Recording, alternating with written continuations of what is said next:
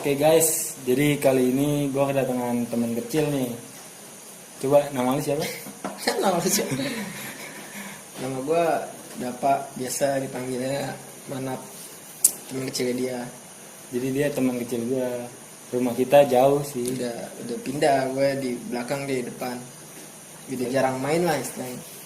Jadi dia kali ini bakal nyeritain sih. Dia katanya ada kejadian hampir setiap hari, tapi nggak tahu juga nih, makanya gue bawa nih narasumber orangnya nih, yang lebih tepatnya lagi bocahnya.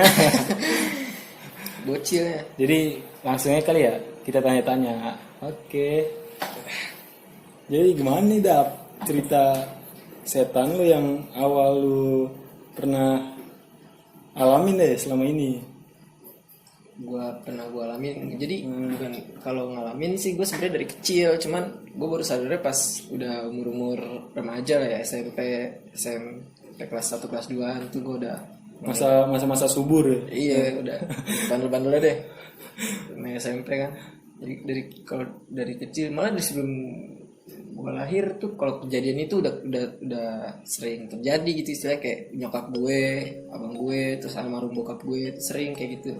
Jadi awal-awalnya tuh pas baru tahun 2000 apa tahun berapa ya, 90-an, gue pas perumahan ini belum jadi banyak rumah.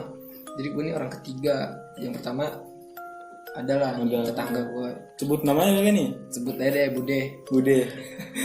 Lebih tepatnya Bude Bayu ya, dipanggil sama Pak De Bayu. Tukang bensinnya, tukang bensin. Terus yang kedua tuh gue Agung. Sama tiga gue lupa pokoknya siapa, nggak cuman sama gue deh, itu tiganya cuman itu doang orangnya. Rumah gue tuh dulu masih gubuk lah istilahnya, jadi belum ada yang buat cuci baju nih. Sekarang kan ada yang samping ini kan, dulu masih jadi situ. Pagar kurang tahu deh, gue belum lahir juga, baru abang gue itu. Jadi iya, sebelumnya lu lahir tahun berapa sih? Gue tahun 2005. Enggak, gue tahun 2001. Lu percaya gak ada bocah lahir 2005? Gue 2001, gue lahir tahun 2001 bulan Juni, bulan ini. Ya nggak tahu kan lu tanggalnya. Terus jadi pas abang gue masih umur 1 tahun, tuh abang gue setiap menjelang maghrib, pasti jam 5 ke atas tuh sering nangis nggak jelas. Dan nggak cuma abang gue, jadi nyokap gue tuh kalau di rumah dulu kan bokap almarhum bokap gue kan kerja tuh biasa dia jam 8 balik jam 10 malam. Jadi setiap maghrib tuh nyokap gue selalu ngungsi ke rumah tetangga itu, ngungsi ke rumah tetangga karena katanya nih, setiap maghrib itu menjelang maghrib dia sering istilahnya dengar suara ocehan. Yang gue bilang tadi, orang baru 3 kan rumah baru ini, dia sering dengar ocehan. Berarti ini perumahan masih kebun semua? Masih kebun semua. Terus samping rumah gue pun kebun, masih alang-alang tinggi. Jadi kayak ocehan kayak orang istilahnya kayak marah-marah gitulah, cuman nggak kedengeran abjadnya, nggak ada huruf, jadi kayak nggak jelas, cuman dan setiap hari itu hampir setiap hari dia kayak gitu ngerasain. Makanya dia ngungsi, dan setelah itu dia ngomong sama bokap gue, ngomong sama almarhum, katanya kalau sering maghrib dia sering dengar suara-suara yang nggak jelas. Terus dia cerita, dia sebenarnya nyokap gue tuh nggak bakal nggak bakal digubris lah sama bokap gue kalau misalnya cerita-cerita kayak gitu. Soalnya bokap gue masih mikirnya kayak halu. Cuman lama-lamaan nyokap gue kayak gangguan tuh tadinya dari suara sampai ke istilahnya fisik lah. Jadi nyokap gue pas dicolek-colek ya, jadi dia kayak setiap tidur nih, bokap gue kan pulang jam 10 ke atas. Kalau misalnya pulang jam, nggak pernah pulang jam 10 ke bawah lah, istilahnya jarang gitu, pasti 10 ke atas. Dia tuh setiap jam 9 dibangunin, digoyang-goyang gitu. Jam 9 malam? Jam 9 malam digoyang-goyang, nggak setiap jam 9 malam, nggak setiap hari sih, maksudnya pernah kejadian kayak sekali 2 kali. Cuma sampai akhirnya dia bilang ke bokap kalau misalnya dia sering kayak gitu. Akhirnya bokap gue datengin orang sini, orang kampung nih, seberang komplek sebelah kampung. Dia punya temen, katanya sih ngerti yang gitu-gitu. Gue kurang percaya juga kalau sama orang-orang kayak gitu ya, jadi kayak ngerti ya. Terus datang, pas masuk rumah belum ngelakuin apa-apa belum, terus dia keluar bilang sama bokap gue kalau dia nggak kuat, istilahnya dia nggak bisa nih, orang nggak bisa buka yang kampung sebelah tuh.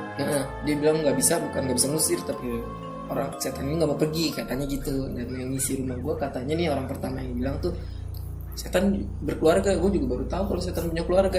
Berarti kan dia punya kehidupan Ya, kayak manusia ya. Berarti kayak ada kerja, ada susu, ada segala macam. Ngeri juga dong. Gue juga nggak tahu itu. Jadi letaknya rumahnya nih di kamar mandi. Nah katanya gitu kan. Dan kayak gitu dia bilang kalau di sini ada yang nunggu, cuman dia nggak ganggu kalau kita nggak ganggu gitu. Iya sih, gue juga dengar sering pepatah gitu. Dunia dia, Iya, dunia kita, dunia kita. Kalau kita nggak ganggu, Dia nggak nggak bakal ganggu. Tapi ada juga yang jahil, setan-setan bengal tuh. Kalau itu mungkin kayak punya jembatan lah kayak dia ke kitanya gitu. Kayak kita punya apa segala macam. Cuman gue nggak terlalu percaya. Gue mikirnya kalau ngalamin itu kayak halusinasi aja sih. Tapi serem juga. Tapi kalau lu sendiri punya cerita gak gitu? Ya gue kecil umur 2 tahun, umur 3 tahun ya. Gue pernah dituduh gue sama nyokap gue. Jadi nyokap gue sholat isya kalau nggak salah, sholat isya bokongnya ditendang lagi sujud. Kan lu itu umur 2 tahun. Nah lu kan belum bisa jalan atau gimana tuh? Gue nggak tahu tuh dia bisa jalan apa belum. Gue nyadar juga enggak. Itu lu dapet ceritanya dari siapa? Nyokap. Dari nyokap lu. Nyokap gue cerita gitu katanya. Gue pas gue masih umur 2 tahun, nyokap gue lagi sholat isya, pas lagi sujud itu dia ditendang, dia kencang kepalanya, di jidatnya tuh ngebentur ubin itu, otomatis batal dong, batal. Dia marah-marah pas ngeliat gue tidur, sama gue tidur. Nah bokap gue belum balik bokap gue. Terus sholat isya. Situ dia langsung pas ngeliat gue tidur tuh dia langsung bingung siapa yang nendang gitu kan. Kira dia ambil wudhu lagi, terus dia mikir mungkin sholatnya belum benar kali, makanya dia yang iseng. Kira dia sholat ulang, beres tuh sholat selesai. Cerita bokap gue balik, cerita katanya bokap gue.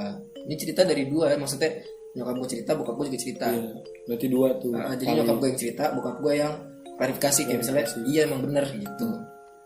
Nah, terus sampai gue merasa dewasa, sampai gue SMP kelas sedang remaja. Tuh gue merasa kayak udah nih gangguan, maksudnya gue udah jarang-jarang lah istilahnya. Terus pas itu sempat kejadian almarhumnya nyokap gue, mbak Uti meninggal kan. Nah dia punya warung di Jakarta nih. Setelah dia meninggal itu yang ngurus warung nyokap. Jadi setiap subuh jam 3-an tuh nyokap bokap berangkat Jakarta. Dari rumah sini berangkat ke Jakarta. Ini untuk lu pada yang nggak tahu rumahnya di mana? Rumah lu? Rumah gue di masuk Bogor, masuk Depok. Tepatnya di Citayam di Pabuaran ya. Kalau misalnya ini cari aja kali Sanggerahan. Citayam ke Pasar Minggu. Naik motor dia itu setiap subuh. Dan nah pas di situ nih abang gue SMP kelas 1, berarti abang gue SMK kelas 1. Berangkat bareng, pulang bareng sampai di kelas 2 tuh gue udah mulai memisahkan diri sama abang gue. Jadi gue berarti udah gue lah, udah bandel banget itu. Udah gua lu juga. Gue pulang jam berapa udah setelah gue itu. Nah pas tadi kayak gitu, gue pernah sekali pulang SMP, gue kelas 2 semester 2, udah mau kelas 3 itu bokap nyokap masih suka balik. Itu gue pulang sekitar jam 12:30 apa jam 1 malam. Itu lu balik sekolah gimana? Balik sekolah belum buka seragam, gue liar kan, kacau. Keras juga ya berarti kehidupannya SMP gitu. Gue balik sampai rumah, abang gue tidur. Di situ gue kebangun sekitar jam 2:30-3-an. Gue kebangun gara-gara ada suara orang masak. Tuh kayak sreng masak di dapur masak. Gue pertama mikir di itu tetangga, soalnya gue tidur di ruang tamu ya. Ruang tamu, gue tidur di kamar. Gue nggak pernah mau tidur di kamar sama dia. Gue tidur di ruang tamu. Soalnya gue nggak pernah akur sama dia kan. Gue tidur di ruang tamu. Terus ruang tamu gue gini, sampingnya ini kan pintu langsung ke dapur. Nah dari sini gue tidur nih di sini. Terus kayak ada suara orang masak di samping. Gue bangun. Gue namanya denger suara orang masak, gue udah lapar dikit. Gua ke belakang, ternyata nggak ada orang masak tapi wangi, cuman nggak ada apa-apaan. Terus suaranya tuh berhenti. Pas lu ke belakang tuh berhenti. Kata gua, nggak ada suara apa-apaan nih. Gua balik lagi kan, gua tidur lagi, gua bangun tuh. Gua nggak cerita karena emang mungkin sebelah iya. gitu atau enggak. Kalau nggak lu kecapean balik Iya, malam kan bisa. nggak tahu. Kayak gua bangun tidur, sekolah lagi biasa lagi kayak biasa. Terus sampai di nih waktu itu terus gua balik malam lagi tuh kayak gitu.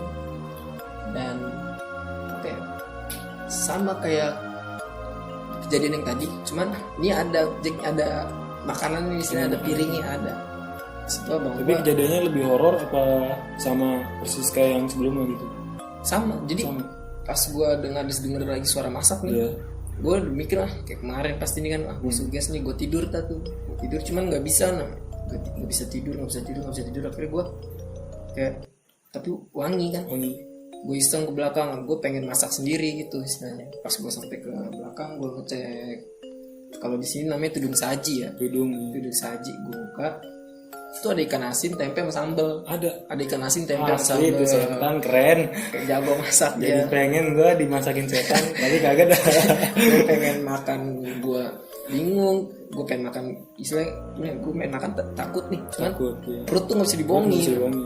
Gue lapar banget. Tapi ujung-ujungnya lu makan. Makan Itu praktis. rasanya gimana? Asin, Sama. enggak asin. Semuanya asin. Asin. Apa kebanyakan garam kali Gue itu mikirnya setan? ini asin karena emang disatuin sama ikan asin tadi. Cuman asin itu Asin kalau banget misalnya gitu. lu ngerasain garam nih, Garam. cicip gini, Iya. itu kayak gitu asinnya. Jadi semua asin itu. Asin cuman karena lapar. Gue mikir darah tinggi gue. Ya, Sambal lah. pedes, maksudnya Pedas, cuman iya, asin biasa tetap sih. asin Iya. juga. Sambelnya ya standar sambal gimana sih, nggak terlalu pedes amat. Ini gue sedep banget deh itu makan. Dan nasinya ya biasa nasi udah lama gitu ya, udah seharian makan.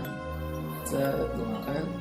Dan habis itu subuh nih biasanya kalau bokap gue di Jakarta nginep dari pagi, biasanya bokap tuh kalau subuh suka nelpon bangunin.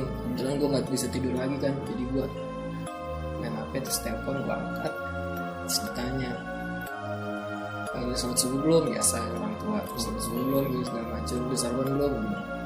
Terus gue bilang gini, nggak sarapan langsung berangkat kayak gitu ya, udah makan juga tadi malam kan gitu ya. Makan pakai apa? Pakai tempe, tahu, ikan asin, gue bilang ya. Dikasih buah agung, dia nanya gitu. Bu Agung tuh tetangga gue, iya. yang sering ngasih makanan di sini. Iya, dikasih buah agung katanya gitu. Gue bilang nggak tahu orang. Gue bilangnya aku pulang jam 12 malam. Terus diomelin lah tuh gue.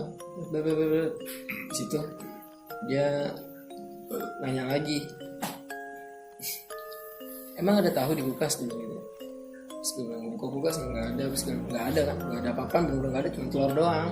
Terus gue nanya, emang ibu nggak pulang? Gue gitu, enggak, ibu di Jakarta. Terus kata dia gitu, Bu Agung kali, dia bilang gitu kan ya. Panik dia tuh makanan kan. Terus nanya, gue sempet nanya sama abang gue juga, lu makan? Kau gue belum makan. Dia pulang nggak ada makanan katanya, dia pulang nggak ada makanan. Lu nggak buka tudung saji? Buka, nggak ada apa-apaan. Gue aja masak mie, emang ada bungkus mie di situ.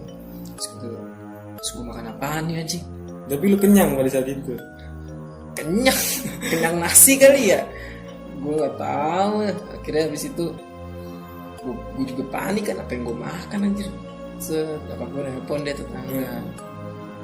Terus nyokap gue nanya kan, dia bilang gini, bu tadi ngasih makanan ke rumah gitu ya. Oh, saya hari ini nggak masak, maksudnya nggak masak banyak, dia nggak ngasih kan, nggak nyuplai. Kenapa emang? Dia bilang gitu kan. Oh nggak apa-apa, soalnya tadi aku bilang habis makan pakai tempe sama tahu di rumah, padahal nggak ada makanan kan, saya belum pulang. Jakarta kirain situ ngasih. Gitu. Iya. Katanya, Tapi dia nggak ngasih, masaknya buat keluarga dia doang. Saya nggak ngasih. Oh ya udah kalau gitu nggak apa-apa. Gitu kan, saat mati tuh telepon. Dia tuh akhirnya nyokap gue di situ nggak nginep tuh, biasanya dia nginep. Jadi kalau misalnya itu biar nggak capek-capek banget. Akhirnya setelah kejadian itu dia PP pasar minggu sini pulang balik tuh karena kejadian itu. Iya. Nah pas komplek udah mulai agak rame, gue udah seneng tuh kan, rumah gue yang kebun udah dibangun. Terus samping nih tetangga gue, samping rumah banget, ada kan, dia baru ngisi baru berapa bulan waktu itu. Dia punya anak 2,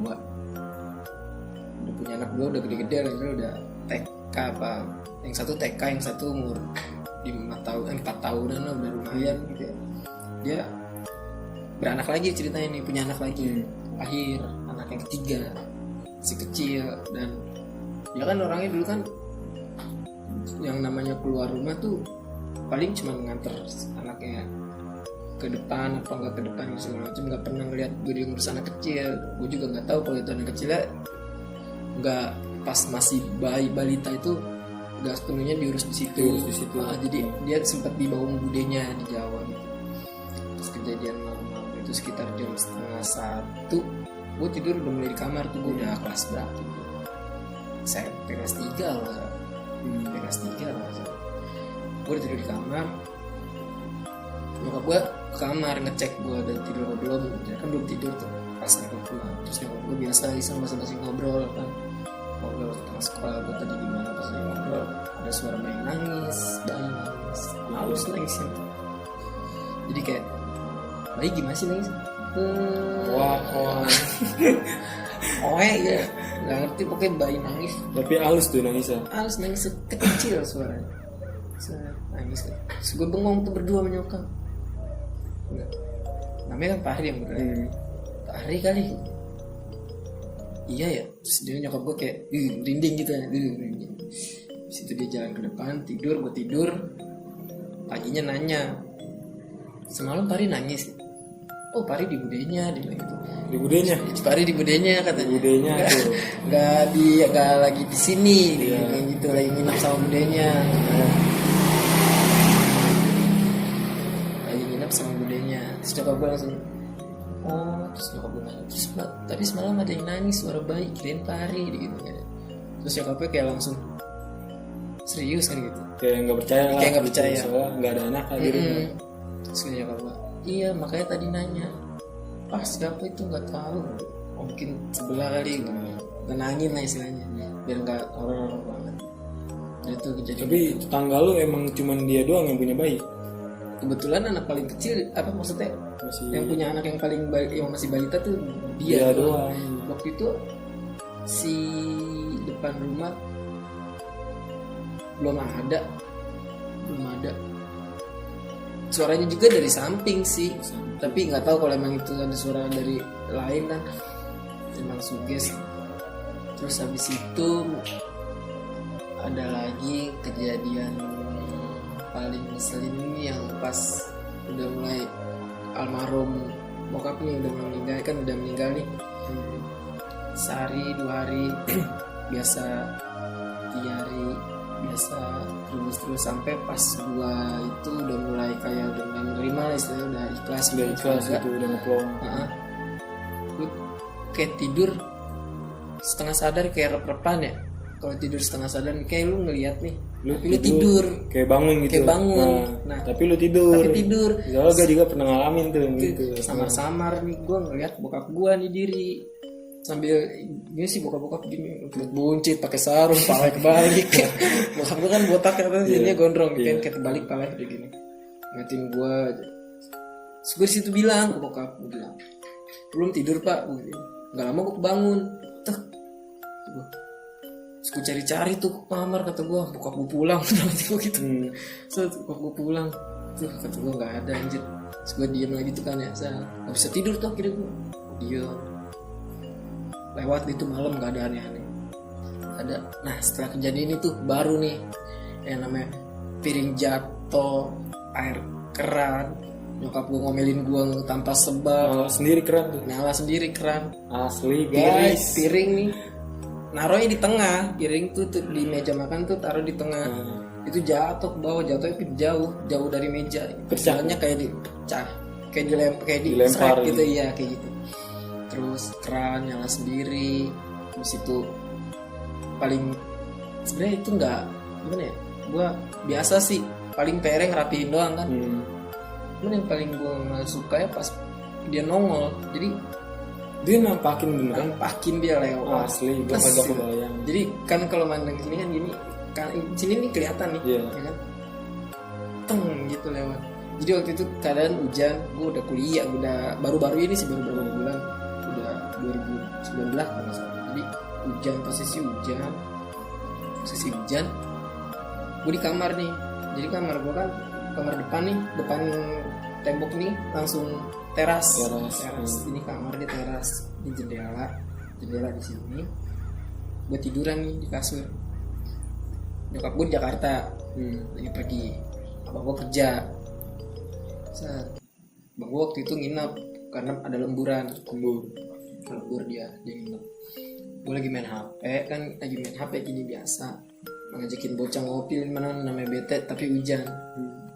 WhatsAppin anak-anak semuanya kaca gue tuh digetok. Kalau gue bilang digetok soalnya ada iramanya gini gitu. Kalau kegetok tuh pasti sekali. Kalau enggak cuman ini gitu 3 kali, percis 3 kali sama banget kayak tadi, cuman kaca. Gue langsung sekali doang getokannya apa terus berulang-ulang gitu. Nah gini, jadi pas dia suara 3 kali itu tuh tak itu, gue langsung bangun langsung posisi duduk tuh. Terus gue kira nyokap gue balik, tapi nggak ngabarin tuh, biasanya ngabarin kalau balik ya. Gue kira nyokap gue balik kan, posisi hujan, gue udah panik tuh, anjir nyokap mau pulang hujan-hujanan kan. Gue buka pintu, gue nengok nggak ada siapa-siapa. Pas gue nengok nggak ada siapa-siapa tuh langsung kayak dari kaki sampai atas kayak semutan aja. Kaget. Itu apaan nih anjing? Gak ada siapa-siapa. Soalnya udah gede. Iya, makanya udah halunya udah parah, udah mikirnya kemana-mana. Gue tutup lagi pintu, akhirnya gue gak tidur di kamar, gak tiduran di kamar. Gue di ruang tamu yang gue bilang tadi, ruang tamu. Sini ada pintu yang arah ke dapur. Di sini itu kayak garasi, ada pintunya juga buat nyuci, tempat nyuci. Jadi di sini tuh langsung kamar mandi. Jadi ini jalurnya. Di sini dapur, di pintu, di kamar mandi. Nah, di sini jalur nih. Mau ceritain di sini, gue madep sana, madep depan, otomatis kan di sini nih dapurnya. Diketok lagi kaca gue, tak 3 kali lagi. Wah udah nggak gue gubris, udah nggak gue ladenin lah istilahnya. Udah capek gue, udah pasti nih, gue udah nggak mau macem-macem. Takutnya ngapa-ngapa gue buka, tak dianya ada. Mending kalau gue buka dia nggak ada. Kalau ada, gue nggak bisa bayangin. Gue loncat pagar aja gue. Gue lagi tiduran situ, setelah gini ada yang ketok-ketok, gue nengok kan, gue diem tuh, gue udah ngapain lagi. Pas gue main HP, dia gedek kali, gue cuekin ya. Dia lewat di yang pintu belakang tadi tuh ke arah kamar mandi sekali. Nah kan gue bilang mata sini kelihatan nih. Pasti ngeliat dia kayak ngelirik dia sih.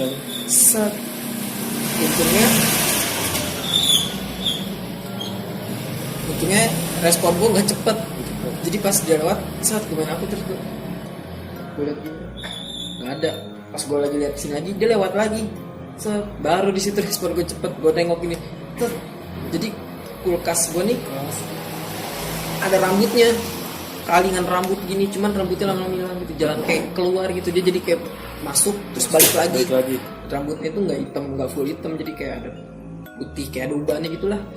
Terus lewat, tapi halus tuh rambutnya, halus gitu kayak geser gitu. Habis dia lewat baru nyium wangi-wangian gak jelas. Gue kayak tapi lu lihat kok mukanya. Kalau muka enggak, cuman bayangan doang sama rambut. Enggak bayangan, istilahnya kayak badan belakang lah, setengah gini sama rambut.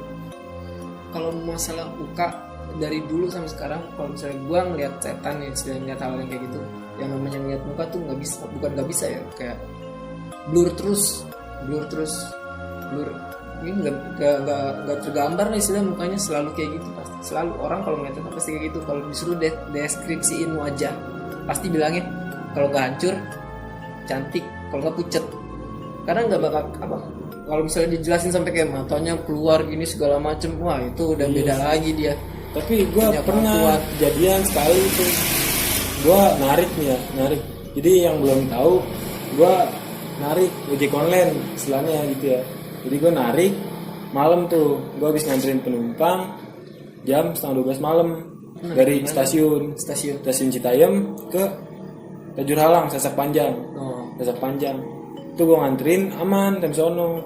Tapi kalian tahu dah, cari aja di Google dah. Kalau nggak percaya, Itu nama jalan. sasak panjang daerahnya Tajur Halang. Jalannya kayak Cikidang kalau tau Cikidang. Nah di situ kocak tuh gue. Jadi gue balik, kan habis nganterin itu orang tuh, habis nganterin, gue pulang. Nah di tengah jalanan, di atas pohon gede, Lu ngeliat? putih. Pertama kata gue karung, iya.